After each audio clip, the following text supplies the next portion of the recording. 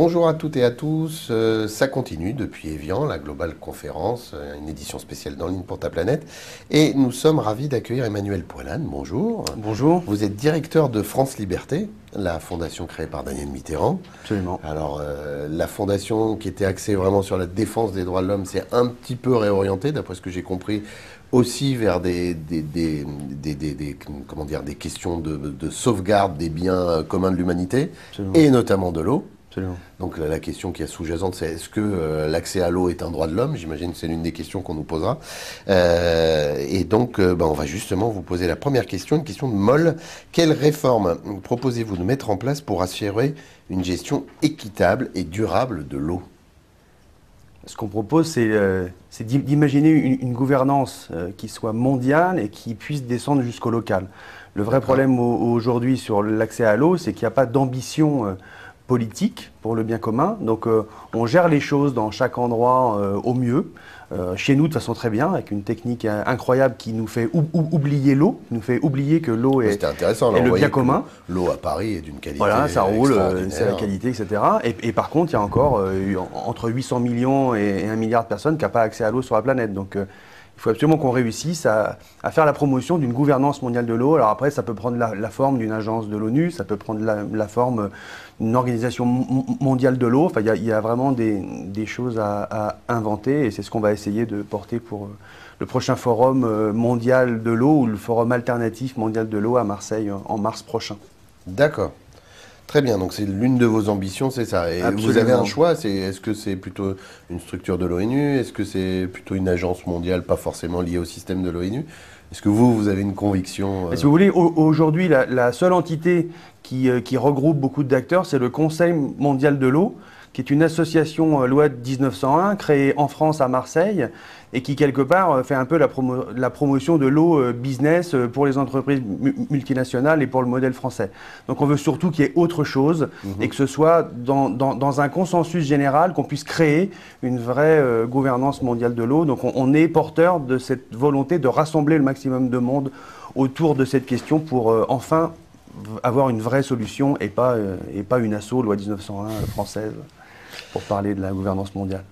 Une question de bingo. Dans quelle région l'accès à l'eau est-il un problème majeur? Globalement, c'est en Afrique. Globalement, c'est en Afrique. C'est là où il y a le plus de personnes qui n'ont pas accès à l'eau.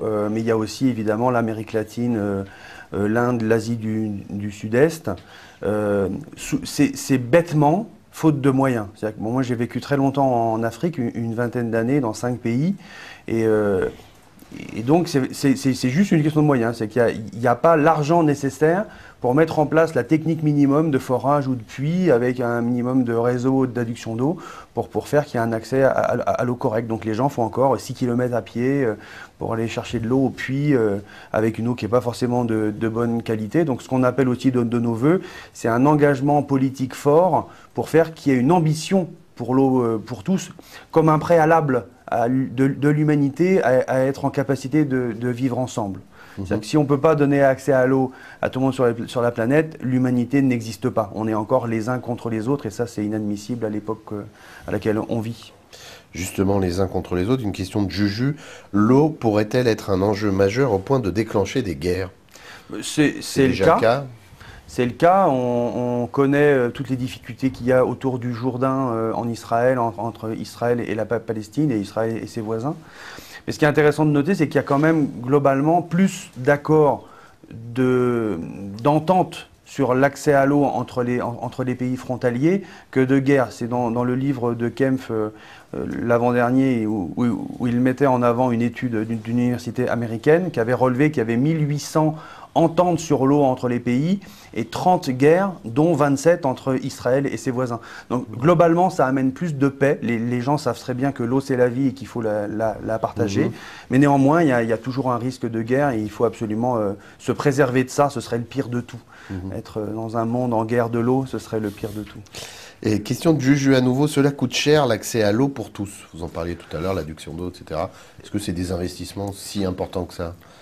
Non, c'est-à-dire que c'est des sommes qui sont tout à fait accessibles à la communauté internationale si elle le souhaitait.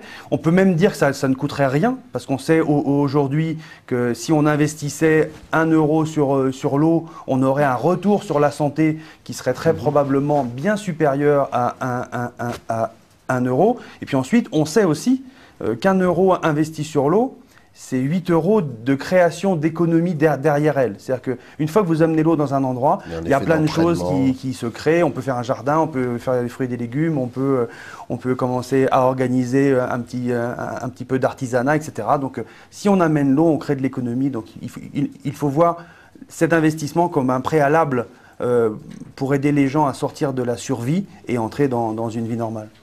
Alors, Luc 21, tous les acteurs potentiels seront présents à Marseille. C'est une question. Et qu'espérez-vous de cette concertation, car le problème, lui, s'aggrave? Le problème s'aggrave par manque d'engagement politique sur la question. Les États, comme les États de nation sont plutôt en compétition les uns par rapport aux autres, il n'y a pas d'ambition aujourd'hui d'avoir un consensus sur la question de l'eau. Preuve en est avec tout un tas de résolutions qui ont du mal à s'appliquer dans nos pays. Même en France, on n'a pas mis le droit d'accès à l'eau pour tous dans notre constitution. Et donc, nous, notre volonté, c'est de réunir le maximum d'acteurs de la société civile pour dire aux États et aux entreprises, à un moment donné, il faut que la porte d'entrée pour l'accès à l'eau soit une porte d'entrée humaniste. Il faudra des conditions techniques pour donner l'accès à l'eau, il faudra des conditions financières, mais si on ne le fait pas dans une ambition humaniste, on ne le fera jamais. C'est-à-dire qu'il y aura toujours des problèmes de manque d'argent, de business. Donc il faut absolument qu'on ait cette porte d'entrée-là. Et non, on fait le vœu à Marseille de regrouper le maximum d'acteurs de la société civile pour essayer de porter une voix qui soit intelligible pour le grand public, pour les politiques et pour les entreprises, pour dire, voilà, sortons de cette ambition uniquement de compétition et allons vers une ambition plus humaniste pour le bien commun.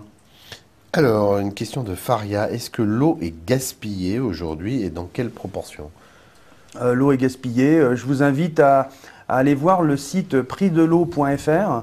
Vous avez un compteur qui tourne en virtuel et qui montre la vitesse à laquelle l'eau est gaspillée en France. Donc je ne vais pas vous donner les chiffres, je vous invite à aller voir le site, mais c'est absolument inimaginable. C'est des millions de mètres cubes par an, c'est énorme. Et donc il y a un vrai problème dans nos pays où on a accès à l'eau, il y a énormément d'eau.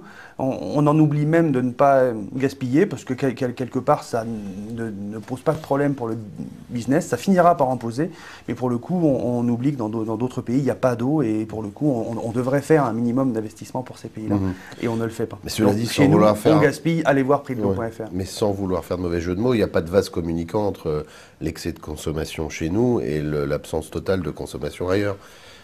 Il n'y a pas de vase communicant, il y a un vrai problème chez nous d'utilisation de l'eau potable, parce qu'on utilise de l'eau potable pour faire un peu tout et n'importe quoi, ce qui n'est pas nécessaire, ça a un coût, ça a un coût industriel, ça entraîne de l'utilisation de produits chimiques, etc. Donc je pense qu'il faudrait quand même revenir à un rapport à l'eau qui soit plus direct, plus responsable, et qui ne soit pas dans cette volonté du toujours plus qu'on rencontre chez nous, et qui n'est pas le cas dans d'autres pays, en Afrique notamment, où le rapport à l'eau est quand même très, très attentif. Les gens font attention à l'eau. L'eau, c'est sacré, comme en Inde.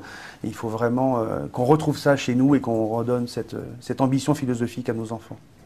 Alors, AD4, comment participer à la campagne photo avec la bouteille? Expliquez-nous. La petite bouteille bien commun de l'humanité, l'eau n'a pas de prix. Bah ça, je dirais que c'est à chacun de la faire vivre. On a l'ambition... dans l'autre sens, non? Non, c'est ça. Normalement, ça doit être ça. On a l'ambition de la faire vivre. Ce que vous pouvez faire, c'est vous l'avoir avec vous, la montrer aux gens autour de vous et faire en sorte que le débat progresse. Quand on en parle à Franck Ribou, on est à Évian, donc on peut le citer. Il nous avait dit, mais vous ne pouvez pas dire ça, l'eau a forcément un prix puisque j'en vends. Et quand on en parle avec Agir pour l'environnement, ils nous ont répondu, mais vous ne pouvez pas dire ça, ça veut dire qu'on peut la vendre à n'importe quel prix. Et nous, ce qui nous intéresse, c'est le débat, c'est faire en sorte qu'on ramène l'eau au cœur de la société. Donc le meilleur moyen de faire vivre la feuille d'eau de Philippe Starck et de la Fondation France Liberté, c'est de l'avoir avec vous, de la montrer à vos amis, de leur donner envie d'en parler et de faire que l'eau reprenne sa place dans la société. Très bien. Bah écoutez, notre rendez-vous touche à sa fin. Là aussi, c'était passionnant. On a appris plein de choses et on a pris conscience de ces enjeux. Donc merci beaucoup. On va passer tout de suite après une petite pause à Pascal Husting qui, lui, est le patron de Greenpeace France. À tout à l'heure et merci encore. Merci à vous.